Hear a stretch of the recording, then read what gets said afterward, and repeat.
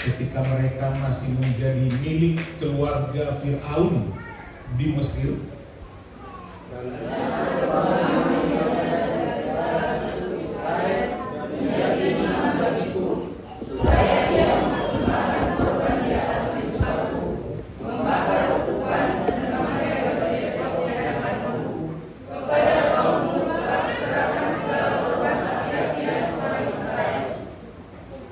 Mengapa engkau memandang rendah kurban sembelihan dan kurban sajianku yang telah kuperintahkan di kediamanku? Mengapa engkau menghormati anak-anakmu lebih daripadaku? Dan kamu sekalian menggemukkan diri dengan bagian terbaik dari setiap persembahan umatku Israel? Sebab itu demikianlah firman Tuhan Allah Israel, sesungguhnya aku telah berjanji, keluargamu dan kaummu akan hidup di hadapan selamanya. Tetapi sekarang demikianlah firman Tuhan, jauhlah hatiku daripadaku, sebab siapa yang menghormati aku akan kuhormati, tetapi siapa yang menghina aku akan dipandang rendah. Sesungguhnya akan tiba waktunya aku akan mematahkan kekuatanmu dan kekuatan kaummu, sehingga tidak ada seorang pun yang lanjut usia dalam keluargamu. Seperti musuh, engkau akan memandang dengan iri segala kebaikan yang akan kulakukan kepada Israel. Untuk seterusnya tidak akan ada seorang pun yang lanjut usia dalam keluargamu. Tetapi seorang daripadamu yang tidak berkenan dari rumahmu akan membuat matamu rusak dan jiwamu merana. Segala tambahan keluargamu akan mati oleh pedang lawan. Apa yang akan terjadi pada kedua anakmu, Hofni dan Pinehas, menjadi tanda bagimu. Pada hari yang sama keduanya akan mati. Dan aku akan mengangkat bagimu seorang imam kepercayaan yang berlaku sesuai dengan hatiku dan jiwaku, dan aku akan membangunkan baginya keturunan yang setia, sehingga ia selalu hidup di hadapan orang yang kulatih. Kemudian siapa yang masih hidup dari keturunanmu akan datang sujud menyembah dia demi sekeping uang perak atau sepotong roti, dan berkata, tempatkanlah aku dalam salah satu golongan imam supaya aku dapat makan sekerak roti. Puji Tuhan, silakan duduk. Yang berbahagia adalah orang yang mau mendengarkan firman Tuhan. Saudara, menjadi seorang imam itu adalah pilihan Tuhan. Sebagai orang yang percaya kepada Tuhan Elohim, pencipta langit dan bumi ini, kewajiban umat pilihannya adalah harus ada waktu memuji Tuhan, dan ibadah itu harus dipimpin oleh seorang imam pilihan. Dari sekian juta orang Israel, Tuhan memilih dengan kemurahan hatinya sebagai tanda penghormatan satu keluarga. Pemilihan itu dimulai awalnya dari zaman Fir'aun. Itu di ayat yang ke-27. Telah ditunjuk imam pertama adalah Harun untuk mendampingi Musa, dan dialah memimpin umat Israel kalau mempersembahkan korban. Dan selanjutnya keturunan dari Harun. Selanjutnya anak beranak, mereka akan dipilih menjadi imam. Satu menjadi imam besar untuk boleh masuk satu kali setahun ke ruang Kudus. Yang lainnya imam-imam biasa. Itu anak-anak daripada imam besar dari keturunan Lewi. Harun adalah keturunan Lewi. Jadi sebelumnya Tuhan sudah berfirman kepada Harun, itu ayat 27 di Mesir, bahwa keturunanmu pun selanjutnya yang akan kupilih sebagai kehormatan. Aku menghormati jabatan imam. Aku memilih. Dan ada aturan-aturan di dalam mempersembahkan korban itu. Kalau dia memberikan satu korban, hewannya harus benar-benar yang diizinkan Tuhan. Bagaimana cara menyembelihnya, darahnya dikasih ke siapa untuk dipercikkan sebagai tanda penghapus dosa, lemak-lemaknya harus dibakar sebagai wewangian bagi Tuhan. Jadi dibakar lemak-lemak sapi atau kambing itu harus terbakar. Ya, lembu sapi yang muda dan lemaknya dipilih dibakar dan harum sekali. Itu nggak boleh dimakan. Demikian juga bagian-bagian lain ada yang dibakar. Kemudian ada yang bagian daripada imam, yaitu anak-anak Harun. Dalam konteks ini imam ini ada bagian daripada imam besar, yaitu Eli orang tuanya. Tetapi ternyata anak-anak imam Eli, Hofni dan Finehas, mereka meremehkan korban itu, tidak menghormati. Ketika jemaat datang membawa korban di tempat penyembahan di kota Silo, ada di situ rumah Allah, rumah ibadah, tempat sembahyang mereka. Kedua anak Imam Eli, Hofni dan Finehas selalu berbuat salah. Dan ketika datang jemaat membawa korban itu, ini om, korban kami, korban penghapus dosa sekeluarga. Ketika direbus daging itu, dikuali-kuali, diperi-peri, udah dibagi, ini bagian perut, ini bagian lemak-lemaknya, ini bagian dagingnya, udah diatur semua menurut aturannya, potongannya, belahannya. Kemudian ini nanti bagian Imam Eli sebagai imam besar, ini harus dibakar hangus, ini bagian anak-anaknya imam-imam. Tetapi Hofni dan Finehas melihat semua dibakar lemak itu. Aku perlu lemak itu. Jadi ketika itu lagi dipersiapkan oleh jemaat, susunannya sebelum dikorbankan, sebelum diambil, imam yang bertugas, tiba-tiba anak Imam Eli, Hofni, Finehas langsung mengambil lemaknya. Tidak boleh, ini sama Tuhan, karena memang enak sekali lemak itu. Langsung jemaat lebih rohani diingatkan, tidak boleh dong, itu kan mesti dibakar hangus. Dan setelah selesai semua ini dipersembahkan, baru om ambil mana bagian om sebagai imam, mana bagian Imam Eli, imam besar. Jadi terjadi selalu pertengkaran.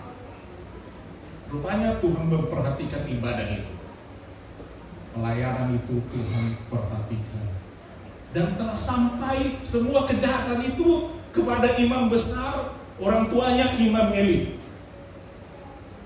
Bahkan juga mereka tidak menjaga kekudusan, selain tidak menghormati korban itu, mereka juga selalu mengganggu anak darah yang datang beribadah. Itu ada dalam ayat-ayat sebelumnya. Orang sudah mengingatkan tentang kejahatan anak imam. Jadi saudara, seorang imam, dia punya kuasa, diberi hak untuk mengajar, untuk menjelaskan, untuk menegur, untuk memperingatkan. Itu tugas seorang imam. Dan ternyata Imam Eli kurang tegas terhadap anak-anaknya. Tidak ada ketegasan. Dia lebih menghormati, menyayangi anaknya sebagai penerus generasi. Kalau dia nanti meninggal, anaknya naik salah satu menjadi imam besar, dia lebih menghormati, lebih mendengar suara hatinya, dagingnya, daripada mendengar suara keluhan jemaat yang sesuai firman Tuhan dan tidak diindahkan. Anaknya semakin menjadi-jadi. Saudara, kita hidup ini seringkali salah, punya kekurangan, dan orang bisa Tuhan pakai untuk menegur kita. Sudah salah itu, jangan lakukan itu. Ada orang yang mau terima, ada yang tidak mau menerima. Demikian juga kita juga bisa menegur orang lain. Ketika terlihat ada hal yang salah, bisa diterima, bisa tidak. Kalau dulu saudara, Nggak tahu zaman sekarang ya. Dulu kalau ada orang mengadu, Bapak Gembala ketika masih anak-anak ada kekurangan, kesalahan, ada tetangga mengadukan, wih, anakmu itu begini. Itu biasanya orang tua, terima kasih, sudah ingatkan. Baru kita dipanggil sama orang tua, kenapa kau begini? Kita dimarahi ya bisa-bisa. Zaman sekarang, kalau ada orang nakal, bisa tetangga, kita ingatkan, tak boleh kayak gitu, gini. Dia nggak terima, dia lapor sama bapaknya. Nggak terima anaknya. Anakmu ajari, jangan ajari anak. Itu zaman sekarang. Kalau guru di sekolah, kalau guru mendisiplinkan anak, menegur, dipukul pakai penggaris di paha sampai memar, atau pakai tangan dipukul, aduh sakit kali, atau ditarik jambang, atau disertik telinga, ketahuan sama orang tua, ada yang ngaduin teman sekelas habis dihajar orang tua. Kalau rupanya main ya. Dan sekarang ada ketahuan seperti itu, datang orang tua, aku aja nggak pernah mukul anakku, kau pula. Zaman sekarang, saudara, kita harus mau ditegur oleh Tuhan. Amin. Tanda sayangnya, kalau kita juga punya anak, semakin saudara disiplin terhadap anak saudara, memperhatikan kehidupannya, kelakuannya, yakinlah saudara akan melihat nanti kebaikan datang dari anak-anak kita. Ya, apapun, kita ini orang yang bisa silap. Kita tidak bisa mengendalikan diri kita, tidak bisa mengendalikan keinginan kita. Jadi perlu juga ada Tuhan pakai untuk mengingatkan kita. Tetapi Imam Eli tidak terima, dibiarkan saja. Akhirnya Tuhan pun turun tangan langsung. Dikirimkanlah seorang abdi Allah. Tidak disebutkan siapa abdi Allah. Dalam salinan bahasa Inggris dikatakan the man of God. Jadi orang yang diutus oleh Tuhan, the man of God. Abdi Allah. Abdi artinya hamba, pesuruh Allah, disuruh pergi. Itu adalah satu keputusan, bukan peringatan. Saudara, Tuhan ada kalanya pendahulunya memberikan dulu warning beberapa kali mungkin. Lama-lama kalau kita tidak mau, Tuhan biarkan. Bahkan Tuhan bisa mengeraskan hati manusia. Fir'aun pada saat pertama kali diminta untuk membebaskan umat Israel, ya boleh lepas, tapi hentikan dulu tulah ini. Demikian seterusnya. Tetapi lama-kelamaan ketika dia tidak mau, justru Tuhan mengeraskan hati Fir'aun. Mengeraskan hati Fir'aun. Karena kalau kita terbiasa mengeraskan hati, membantah sama Tuhan, lama-lama Tuhan keraskan. Tujuannya supaya nanti mendapatkan penghukuman daripada Tuhan. Jadi jangan biarkan kebiasaan kita yang mau mengeraskan hati kita kalau kita mau diberkati oleh Tuhan. Amin. Amin. Jadi perlu seperti itu saudara. Perlu Tuhan kirimkan orang untuk mengingatkan kita. Keluaran 7 ayat 3. Kita lihat sejenak mundur. Kitab Keluaran pasal 7 ayat 3. Tolong teksnya di Alkitab di layar. Ayat yang ketiga. Tetapi aku akan mengeraskan hati Fir'aun, dan aku akan memperbanyak tanda-tanda dan mujizat-mujizat yang kubuat di tanah Mesir. Tuhan bisa mengeraskan hati orang. Tuhan bisa memberikan tanda-tanda supaya orang datang sama Tuhan. Tetapi orang tetap tidak mau datang. Tuhan bisa kasih kesembuhan. Kalau sembuh, tanda ajaib ini aku akan datang kepada Tuhan. Didapat kesembuhan dan tidak datang. Begitu berkali-kali dia meminta, dia bernazar, aku akan di dalam hatinya, aku akan berubah kalau nanti aku dapat anak misalnya. Aku akan berubah kalau nanti anakku sehat dan lain sebagainya, macam-macam, berbagai hal. Kalau orang itu tidak mau datang, selanjutnya orang itu akan Tuhan keraskan hatinya. Apapun yang terjadi, tidak ada lagi batin untuk mau datang sama Tuhan. Sebab Tuhan akan menghukum orang itu. Hati-hati. Kalau udah terbiasa kita nggak mau diingatkan oleh siapapun. Udah remaja, kalau masih ada yang mau mengingatkan kalian bersyukur. Kalau memang masih panjang kehidupan kalian, apa yang kalian lakukan di waktu muda, nanti hasilnya adalah di waktu tua. Perlu ada orang yang membimbing, mengarahkan. Dan kalau kalian mau, kalian yang merasakannya. Dan kalau kalian tidak mau, sebenarnya tidak tunggu lama untuk melihat siapa yang lebih baik kehidupannya, ekonominya, kesehatannya, hartanya. Tidak tunggu lama sebenarnya. Orang-orang yang jarang datang sama Tuhan nggak lebih baik di segala hal. Di segala hal, saudara bisa bandingkan. Orang yang bandar-bandar berjemaah, coba lihat secara ekonomi, secara kesehatan, secara apa saja jauh di bawah level rata-rata. Itu Tuhan memang seperti itu. Jadi jangan biarkan kita mengeraskan hati anak-anak Tuhan. Amin. Roma pasal 4 ayat 7. Kitab Roma pasal 4 ayat 7.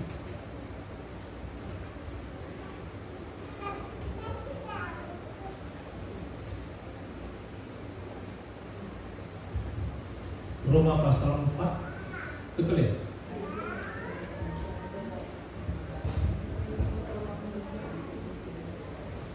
Betul ya? Apa itu bacaannya?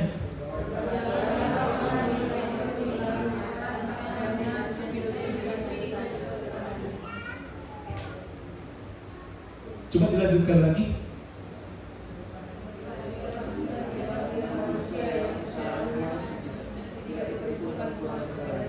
Ya.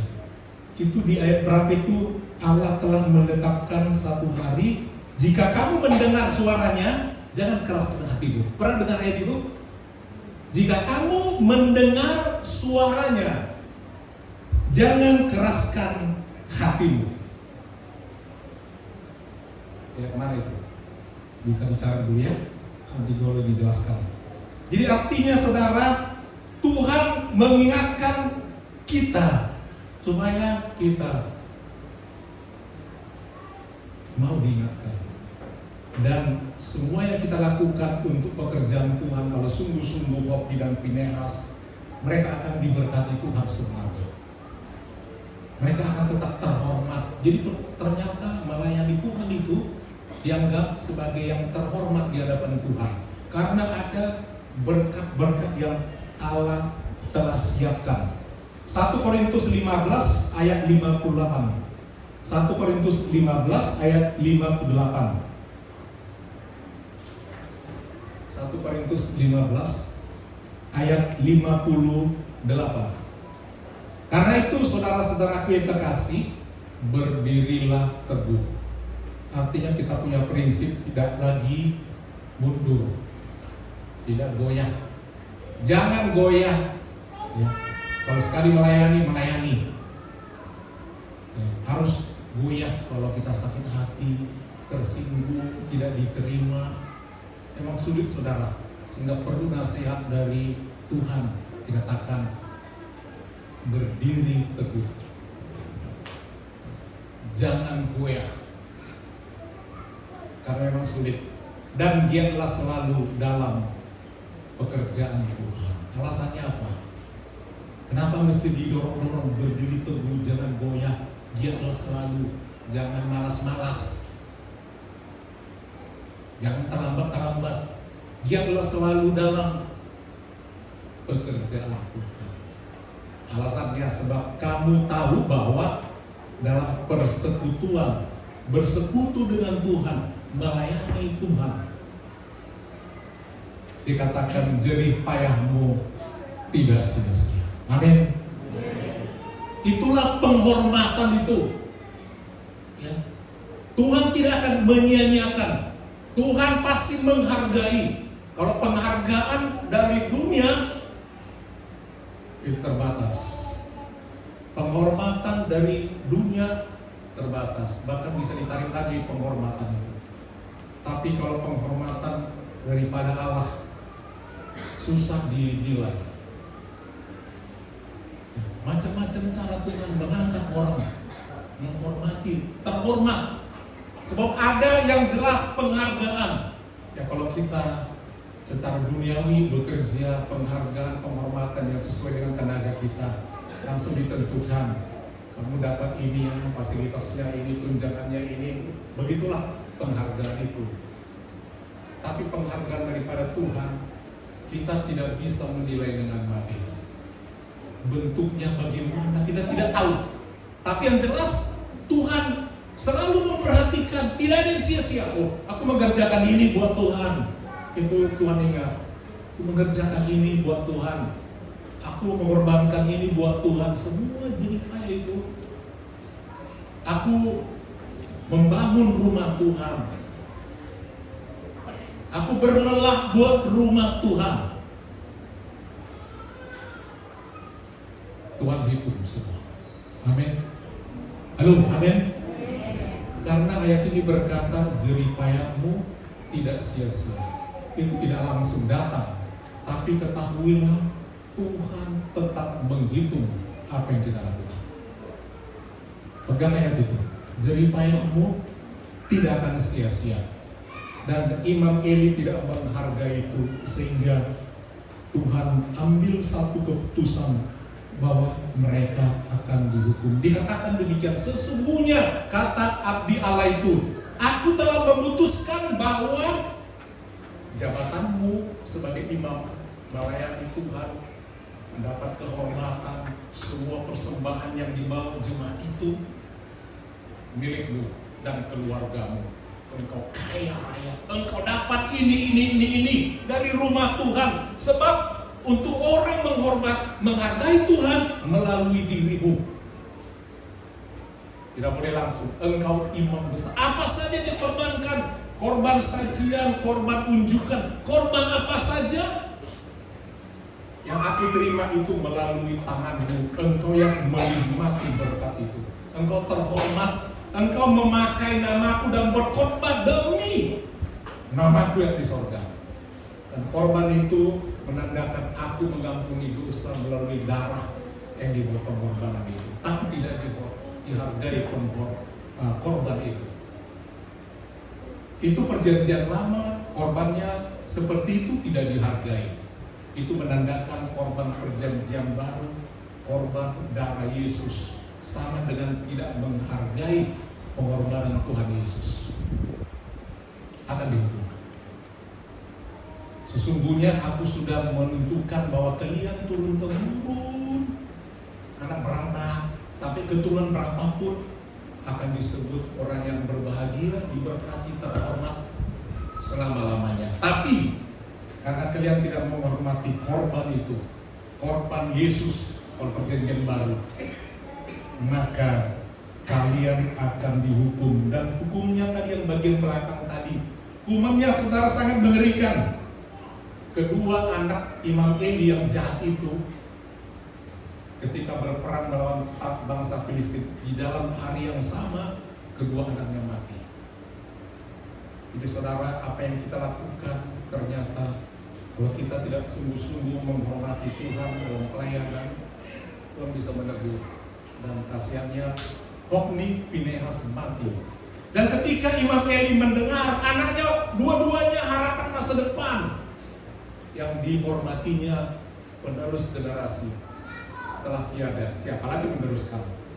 Dia pun terjatuh karena dia sangat gemuk. Dia menggemukkan dirinya, gemuk sekali. Dan ketika dia jatuh dikatakan patah lehernya. Bagaimana caranya menjadi tulang lehernya itu patah? Tidak bisa lagi tegak. Dulu belum ada rumah sakit mengganjal bagaimana memperbaiki kalau ada patah di leher. Dia mati seketika. Dan Tuhan mengatakan keturunannya tidak akan ada lagi yang disebut imam. Bahkan nanti imam selanjutnya yang Tuhan sediakan adalah Samuel. Si kecil itu makin bertumbuh, makin besar, makin disukai orang yang lain yang melayani. Dan dikatakan nanti keturunanmu yang masih tersisa ada hidup, dia akan minta kepada Tuhan, tolonglah kasih aku pelayanan supaya aku bisa mengatakan. Jadi saudara, kita harus tahu mengingatkan satu dengan yang lain. Amin Bapak Ibu. Itu penting demi kemajuan.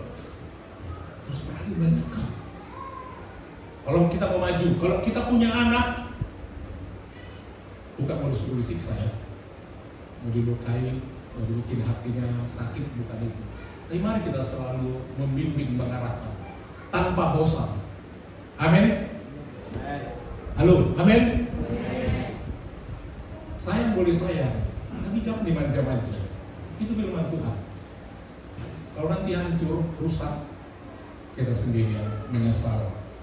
Terima kasih. Itu pesan Tuhan yang pertama sama kita, bahwa satu kali ada hal-hal apa Tuhan beri kesempatan untuk diingatkan, dan Tuhan juga memakai kita untuk mengingatkan orang.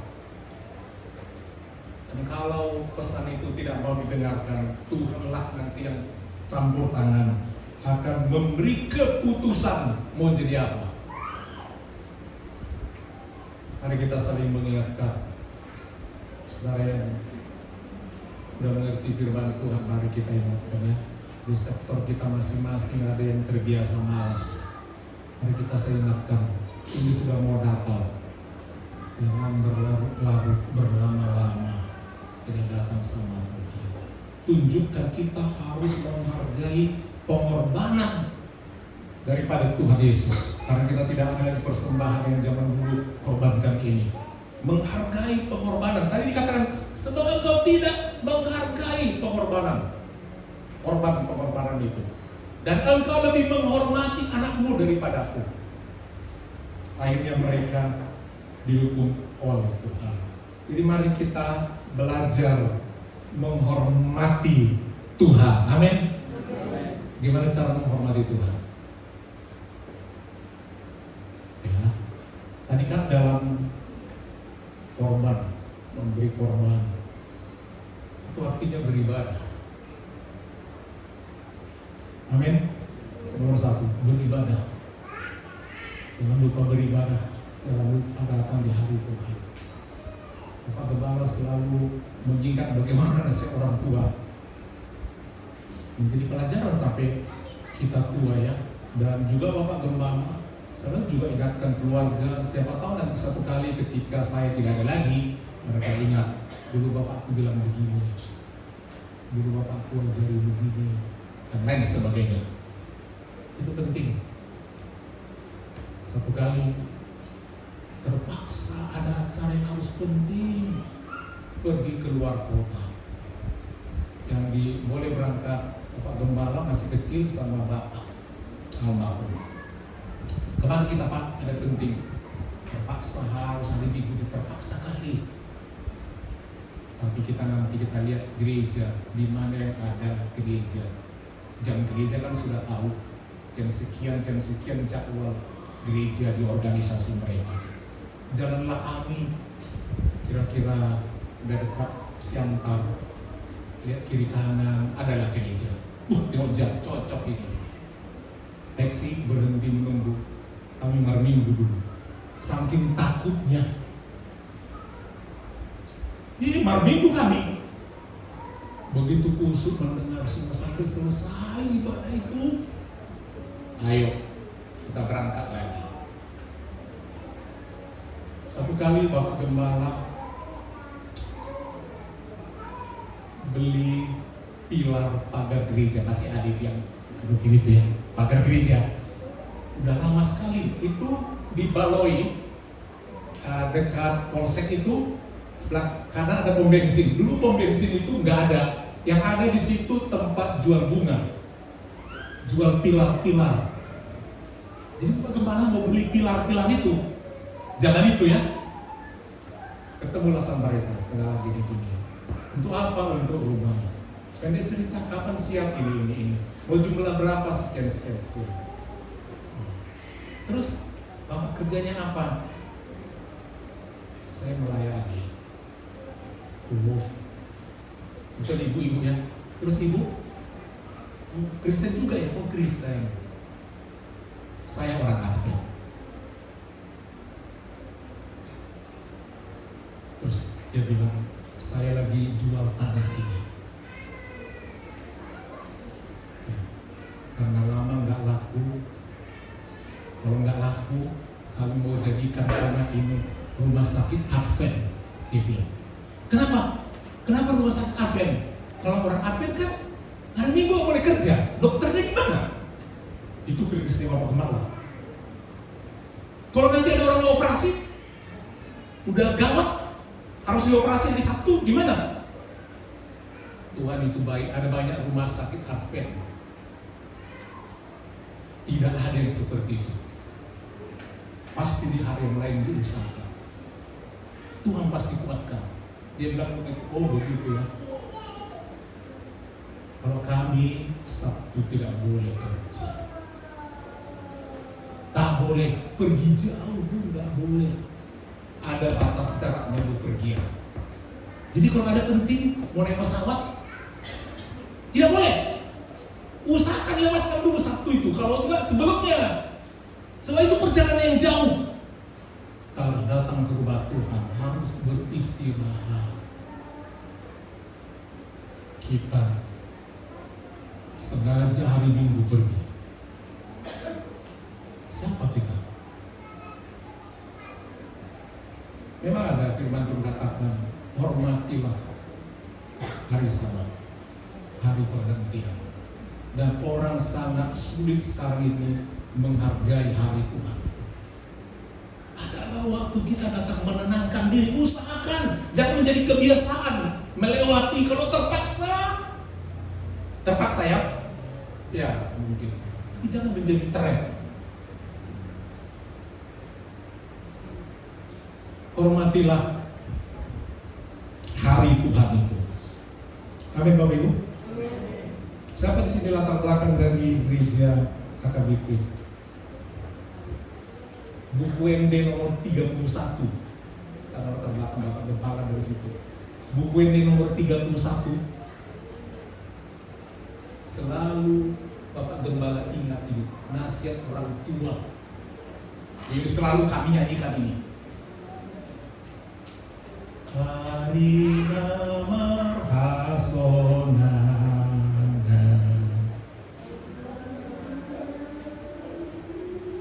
ya, hari paradiana,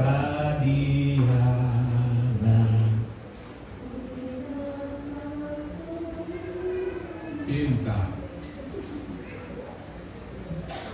Seperti itu kita harus ingat itu.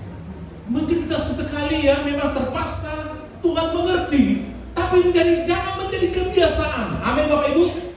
Amen. Ingat Tuhan. Itu yang bertuhan itu. Itu Bapak Gembala apa luar kepala. Walaupun sekarang banyak lagu-lagu itu ya, dari BE itu banyak udah direvisi. Jadi agak berubah daripada sekarang. Ketika dinyanyikan ada teks-teksnya yang direvisi, diperbaiki sesuai dengan zaman sekarang. Dulu teksnya itu bagian terakhir demikian. Harina sumurungi Ima hari minggui. Sekarang udah lain. Boleh cek, bukan itu lagi teksnya. Yang terakhir, baik terakhir, udah berubah. Jadi memang itu satu hari yang indah, hari peristirahatan.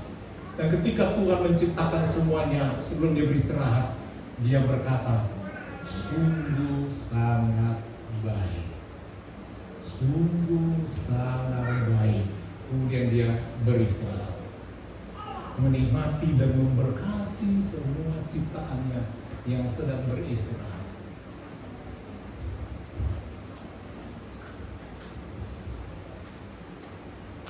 Menghormati Tuhan. Bahasa Koreanya dulu Bapak Gembala baca ya, Korea Utara ayat 30. Saya baca dulu dalam bahasa Indonesia. 1 Samuel 2 ayat 30. Saudara perhatikan Alkitab saudara, kebetulan Alkitab saya ini edisi yang kedua jadi sedikit berbeda ya. Sebab itu, atau di teks di layar kita baca bersama, kita baca ya. Sebab itu demikianlah firman Tuhan Allah Israel, Allah kita. Sesungguhnya aku telah berjanji, keluargamu dan kaummu akan hidup di hadapanku selama-lamanya. Tetapi sekarang, demikian firman Tuhan, jauhlah hal itu daripadaku. Tak boleh lebih kau melayani karena tidak menghormati. Sebab siapa yang menghormati aku akan kuhormati. Halo, Tuhan menghormati orang yang menghormati Dia. Ini penting menghormati Tuhan. Tetapi siapa yang menghina aku, mengejek aku, mengolok-olok aku, meremehkan firman-Ku, akan dipandang rendah. Artinya dia akan hidupnya hina di hadapan Tuhan. Dia lebih tidak diberkati. Nah ini tadi dalam terjemah dalam bahasa Batak Toba ya. Demikian teks bagian terakhir. Dibaheni boti hatani Jahoba, debatani Israel. Nunga pola hudopnian pinoparmu dohot pinoparni amam marhalado di joloku saleleng-lelengna. Alai anggo nuain ninna Jahoba daumai sian au. Ai akana pasangap au. Ai akana pasangap au marsangap bahenoku. Amin. Halo. Ngerti tak bahasa tadi itu? Ai akana pasangap au. Kita bikin Tuhan itu marsangap. Marsangap bain. Nah dua-dua kata orang. On marsangap baik. Demikian juga pasangan on Tuhan. Alai dikatakan ai akana pasangan au marsangap bahenoku. Hebat Tuhan itu ya. Wah, tahu sendiri kalau kita sangap di hadapan orang. Saudara bisa mengartikan itu. Orang yang dipandang. Mungkin bisa dikatakan kaya, anak-anak semua berhasil, punya ini, punya itu. Kalau Tuhan pasangan kita, tahu lagi. Alai akana paleau. Akana paleau marleado baino. Amin. Amin. Marleado baino. Harus tahu kita menghormati Tuhan. Amin. Hargai firman Tuhan. Jadi saudara, ternyata kita bisa menentukan kita nanti mau jadi orang yang sangat dilihat orang dan dilihat Tuhan, atau leal. Kelihatankah kita diberkati? Kita menentukan. Mari kita saling mengingatkan. Amin. Saling mengingatkan tanda kasih kita. Ingatkan, jangan begini. Sebelum nanti Tuhan mengeraskan hati. Mari kita bangkit beri Bapak Ibu.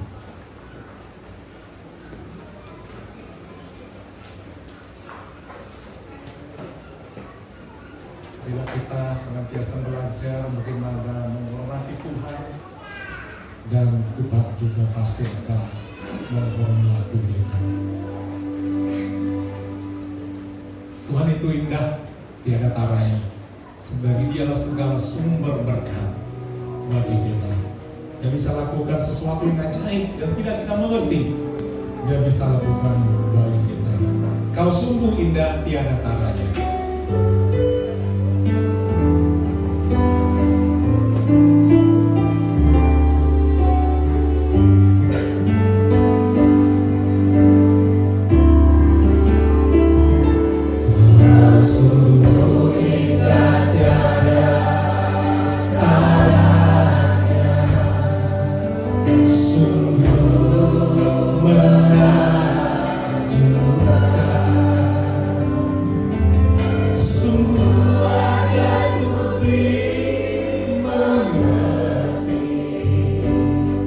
Lebih dari semua yang ada, imanmu tiada terserani, kasihmu dalam tak terduga.